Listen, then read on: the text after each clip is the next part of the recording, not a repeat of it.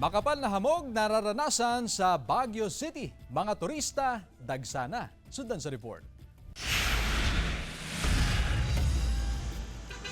Maulang panahon ang maghapong naranasan sa Baguio City. Kasabay nito ang makapal na hamog na bumalot sa malaking bahagi ng syudad. Ayon sa Office of the Civil Defense Cordillera, epekto ito ng Bagyong Leon. Ngayong patuloy ang pag-ulan na nanatili sa evacuation area ang mahigit sa 70 pamilya sa Cordillera Administrative Region. Wala naman pong naitala ang mga major landslide. Although meron yung kaliliit na rockfall sa daan na mabilis namang ma-clear ng ating mga from DPWH. Sa kabila naman ng masamang panahon, dagsa pa rin ang mga pasaherong nag-aabang ng masasakyan sa mga bus terminal sa Baguio City. Kasama ni Aling Pinky ang kanyang nanay at kapatid na uuwi sa Pangasinan. Pahirapan ang biyahe ngayong bisperas ng undas dahil sa dami ng mga pasaherong naghahabol na makauwi.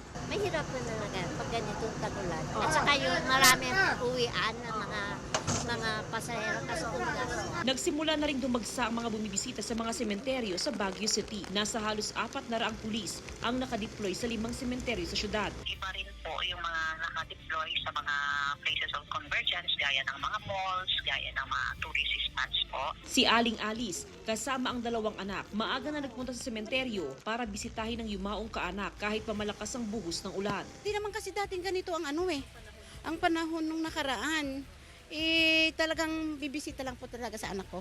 Bukod sa mga sementeryo, nakabantay rin ang otoridad sa mga tourist attraction sa City of Pines. Sa long weekend, inaasahan ng pagdagsa ng mga turista. Diretso po kahit bumabagyo. Okay. Enjoy naman sa kahit paano? Opo, enjoy naman po. Okay naman po siguro kahit lang. Ambon lang, kaya naman po siguro. Kasama si Daryl Peralta, Jasmine Gabriel Galbad, One North Central Luzon.